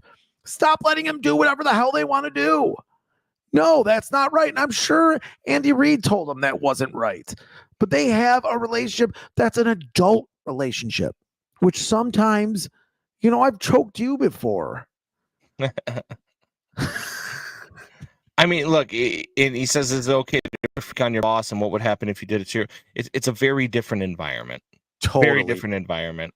If I go to my boss and have I yelled at my boss before? Yeah, I've had heated conversations with my boss plenty of times. Working in construction in the field I was working before I got into sports media, absolutely, I got into some heated arguments with my bosses. Did I ever bump them and push them? No, because obviously it's 2023 or 2024 now, but back then it was 2023, 2022. I'd get sued. I don't want to do that, but it's a very different environment. It's a very different thing. When you're in the Super Bowl, you are a competitor, you are an athlete, and you wanted to be on a field at a time where your team threw an interception. You were visibly upset. Do I think he meant to push Andy Reid? No. I think Andy Reid was walking away. He made some contact with them, and Andy Reid lost his balance because Andy Reid is a little top heavy, if you haven't noticed. So Humpty Dumpty sat on the wall, and Humpty Dumpty had a great fall. Watch a walrus fall off a rock in the middle of the Atlantic. Yes. You tell me that's not. So yes, would I have rather have had him do that in the locker room? Sure. But if you blow up on, I'm not going to criticize an athlete for it. Same way I don't criticize Caitlin Clark for throwing her and being as animated as she's been. Same way I don't the girl from why can't I think of her name? The girl from LSU. What's her name? Reese. I can't think of her name. Jeremiah says Jason Kelce called him out on their own podcast. Yeah. I didn't hear that. I'm okay. I'm okay with him getting some backlash for it. Sure, yeah, absolutely. But you're not Angel Reese. Thank you. Let's say Reese. It's fine. I'm okay with all of the stuff that they're doing in being a competitor. Now, will I criticize Angel Reese for going up behind the girl and grabbing her hair and yanking her hair out of the back of her head? Yeah, that's a shitbag move, right? Same thing. Like if Travis Kelce meant to bump Andy Reid, yeah, it'd be a shitbag move. And yes, I would have a problem with it. But I don't think that I just construed it differently than people. I don't have the hatred for the Kansas City Chiefs that a lot of people do. I don't like neither them. do I don't like them but winning, but I still have to have a level head and see things from both sides of the fence. And I was okay with what happened there. And even Andy Reid was okay with what happened there. He laughed about it after the game. Yeah, we have to have some nuance when we're talking about these things. Everything is not equal to the other. I just didn't see it as like it happens a lot in games. Yeah, it happened in the Super Bowl, so it was a little bit bigger. And yeah, he was wrong. I'm not gonna say he wasn't. I'm saying there's a difference between wrong and you get punished and wrong and it was Jason Kelce. So it was would any other player on the team be that close to Andy Reid? How long has he been playing for the damn team? For Christ's sake, how long have they been competing like this together and doing this together? Like, yeah, obviously Jason Kelce is going to get more than some freaking special teams player who just fumbled the ball. And you have to have context too, right? Like you have to have context. Like I'm not going like look at Trevor Bauer. Take Trevor Bauer for example. How much Trevor Bauer's lost 3 years of his career for something he didn't even do. Yeah, something he didn't even do. And the Sox are signing Clevenger. We didn't even say it instead of Trevor Bauer, which they should have signed, who's a way better pitcher. And Rodney says, "I doesn't spit chew on his babies." Unprofessional behavior, and I agree right there. Where they think they're special. That I think what was more egregious is that play where a guy is 3 feet off sides.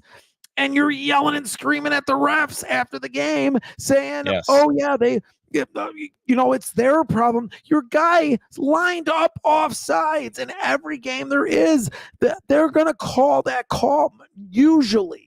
Not every time, but usually. Oh, yeah, they didn't tell us to move back. This isn't a fucking Pee-wee game. That was unprofessional. And if you want to make the argument, Rodney, that this is a series of events that aren't good for the Chiefs, I can agree with you there. But I don't think the Travis Kelce is as big as Mahomes crying his eyes out over that last play. But what do you think would have happened if that was Gronk and Belichick? The same exact thing that happened when it was Reid and Kelce. Absolutely, 110%. I think Belichick wouldn't have done anything. He might have. Maybe Belichick reacts a little bit differently because they're different personalities. Maybe Belichick does something more because he's again different personality, different type of coach. Belichick just doesn't give a fuck. So he would have sat Tom Brady if Tom Brady needed to be sat. But yeah. I'm okay with it. Andy Reid laughs it off and says it wasn't a big deal. I'm okay with it not being a big deal. Shanna says, my experience with girls playing sports, they are a lot more physical, nail scratches and pinching, even hair pulling. This is not a surprise to me that she pulled her hair. She just did it openly. That's the only thing that happened. I almost agree with her. Like women, and I can get lambasted for this. I don't care. But women can be more. It's okay for them to be more violent now than it is a man. I think in a lot of ways. I'm saying on camera. Yeah. We could talk about anything else, criminal cases, whatever you want to do. Right. But on camera. Well, even Caitlin Clark, though. See, I kind of disagree with you there because even Caitlin Clark's just showing emotion. People are up in arms because she was throwing her arms up in the air after a call. Freaking LeBron James throws his arms up in the air if you breathe in his direction during a game. We can go through clips. Yeah, like it's not. So you're not going to call her competitive, but you're going to call LeBron competitive. You're not going to call her competitive, but you're going to call some of these other players that do the same stuff competitive. How many times we watch a pitcher on the mound after a strikeout in the 8th inning, a relief pitcher, do a crotch chop or stare down a dugout or do something, but we call that competitive. But Combs, you can't hit a home run and throw your bat. Oh yeah, you can. You can't do that. But then you get a 90-mile-an-hour fastball at your head. Yeah, exactly. But a reliever can, scream in his mitt and tell him you to fuck off and whatever he wants to do. It's insane. Say what you want, Fitz. I've already set the bar defending little people because my brain all functions in 1996. He's frozen in there. He's It like was a kind of a bad time for that comment. I'm not gonna lie, Jeremiah. Yeah. He's kind of like one of those mosquitoes that were caught in the amber in Jurassic Park. Have you seen Jurassic Park, Combs? Do you know what that movie is? have It came plenty out of in times. 1993. My kids love it. I love it. Who doesn't love it? So I've watched all of them like 7 times. Yeah. So I've seen Jurassic Park. But don't worry about Tyler though, Jeremiah. Tyler's a good sport. We mess with him all the time in school. I remember one time I was pulling out a chair and there was a step stool on it, and I said, "Hey, Tyler, is this yours?" And right after that, he had a football in his hand, and right after that, one of the other teachers tried knocking it out of his hands, and he held on to it. He's like, "Didn't you know I used to be a running back in high school?" And the other teacher said, "Don't you mean halfback?" He's a good sport. He's a good sport. He can take it. So don't worry about that. But shit happens. Come on. It's public discourse. Jared Parrott says Sox ERA. He means the Red Sox. Jared Parrott is a resident Red Sox fan. Says ERA is 1.64. They are hot. He always says, don't let the Red Sox get hot. Calm down, buddy. We're 4 games. You still have the Orioles and the Yankees in your division. And even though the Orioles might not be able to get to their stadium without a bridge, they're still the best team in that division. Oh my God. Too soon? What the hell, Dad? Dad, you really ought to drink more. Baseball used to police itself. Baseball still polices itself. Baseball absolutely still polices itself. They still throw. Yeah. I think a lot of this stuff is stupid. Yeah, it's dumb. You shouldn't be thrown at a guy's head at 95 miles an hour. I'm okay if you hit a guy in the hip, but not in the head. Look at a Latin League. So much fun. The World Baseball Classic was so much more fun than a lot of baseball games I watch. Yeah. Even Japanese games are fun. Shit, freaking Eric Fetty, we didn't even talk about it, pitched a pretty good game. Yeah. The other day they lost, but he only gave up 3 runs in 6 innings. He was fine. He was the MVP of the Korean League. Speaking of boring, the Cubs, when we were at the game today, the Cubs attendance was 40,096. That was 37,000 more people than the Oakland A's drew at any game this weekend. I just feel sorry for Oakland. Like, what do we do? And that's just a microcosm. It could be a macrocosm of what's happening with the Sox, where we just give up on a neighborhood. That's what we do because it doesn't make us enough money. I think the Savannah Bananas are fun too, Shanna. Yeah, you send me videos all the time, even though I'm not asking for them. I love the Savannah Bananas. I know a lot of people don't because it's not real baseball, but I'm not a fuddy-duddy about baseball. I love baseball. I love this game with all my heart, but I'm not a fuddy-duddy about it. I think that the Savannah Bananas are great. And you're right, Jeremiah. I don't feel sorry for Logan. It's the same thing. We do go through that. That is what happens. Has there ever been a game where you've only had 3,000 fans at Comiskey? I mean, no. I know I joke around about your, like the attendance, but it's like 10,000 at the lowest. We went there. We went to the Saturday game. There was over 30,000 people there.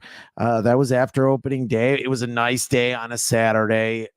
People are just going to come, and it was a giveaway. But 30,000 people showed up. It wasn't 3,000. Yeah, that was a sick invite to the game too. By the way, I didn't want to go anyway. Why are you doing this? I just wanted to throw out there. If you build it, he will come. You lied to me. You lied to me. You said your finger was a gun. We hit it at the same time. You're an asshole. Well, this was supposed to be a short show. Yeah, now we're an hour and 42 minutes in. What's going forward this week with the White Sox? They got the Braves, which is going to be probably starting the season 0-6. And then after the Braves, I don't know about that. Crochet pitches tomorrow, and it should be a cold day if they play. The Braves are averaging like 14 runs a game right now. It'd be interesting to see how Crochet does again. I will be watching tomorrow. see how Crochet pitches against them, because that will be interesting to see how he does against that lineup. Mm-hmm. Yeah, I mean that like you said, when I was walking to work one day, all like, should I look for another team? Like, nah, I'm a White Sox fan, and you said just cheer for players. That's what I'm going to do. There's a lot of interesting players on this team. Dominic Fletcher and Wright.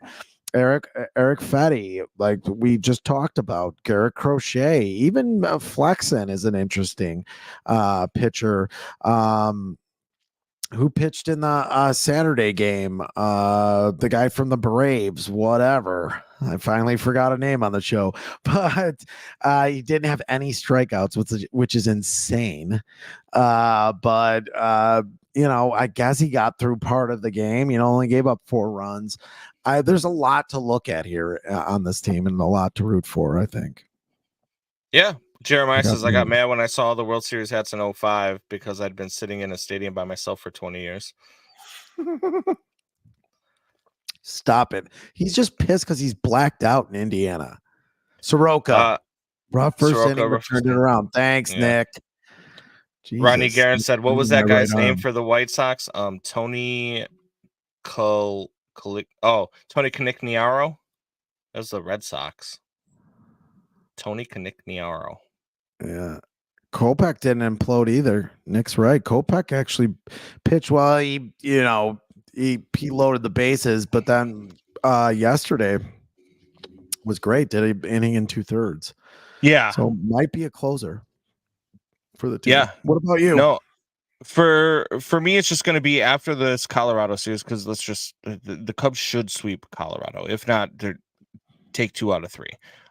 If they lose 2 out of 3, I might have a whole lot more to say about it. But they should sweep. They should take 2 out of 3. But after they play Colorado, their schedule gets a whole lot tougher.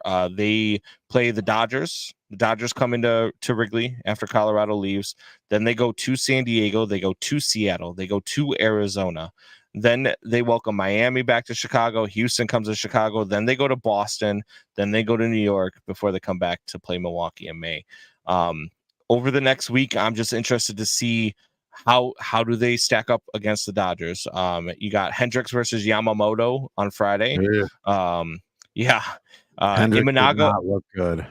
Imanaga will pitch against the Dodgers on Sunday. So a lot like Crochet pitching tomorrow against the Braves. I'm going to be very interested to see how Imanaga pitches against that very good Dodgers lineup. Mm-hmm.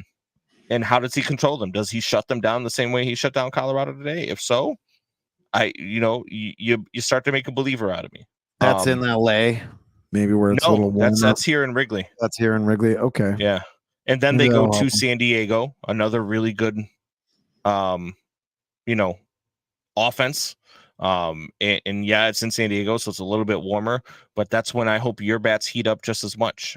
So we're going to see. It's going to be a couple of interesting weeks here with the White Sox and with the Sox are interesting. I think more than anything else. So. I do think that the White Sox are interesting. I'm very interested to watch. I'm definitely going to be watching tomorrow with Crochet versus the Braves. But their schedule too. I mean, minus Kansas City, they do play. They got a 4-game stretch in Kansas City coming up after Atlanta. But then they got Cleveland, Cincinnati, Philadelphia, Minnesota, Tampa Bay. So their schedule doesn't get very easy either. Here in April. So Philly, your World Series champions. Yeah. And they're good, man. They're good. I know they got waxed against the Braves all weekend, but it's early in the season. But I really want to see some good stuff out of Crochet tomorrow for sure. If Crochet gets 5 innings, gives up 2 runs or less, I'll be happy. I think I'd be happy with that too. Yeah, absolutely. Against the Braves, against that offense, like that thing. I got news for you. We're KC now. Might be right. Is this your captain? What was that movie where the guy jumps on the boat and he's like, "I'm the captain now. Look at me." You don't watch movies. This is in your wheelhouse. Don't do this to yourself. It was Captain. I can't remember what the name of the movie is, but Ron. No, it was with God. Now his name's gonna escape me. The guy who played Forrest Gump. Oh, Tom Hanks. Tom Hanks, Oh, yeah. He's the yeah, captain of a ship, Captain- and then pirates took over it. And then he was like, look at me, I'm the captain now. That was some other captain. I think Tom Hanks was taking him to Epstein Island. Yeah, the name of it was Captain something. I just can't remember what the. Jeremiah says, watch Ricky Stenicki. It was okay. It was okay. I want to see that. I haven't watched it in full yet, but I want to see that documentary about Nickelodeon. I hear that's some wild shit. My wife made me watch it. Is it? I don't know, man. Should I watch it?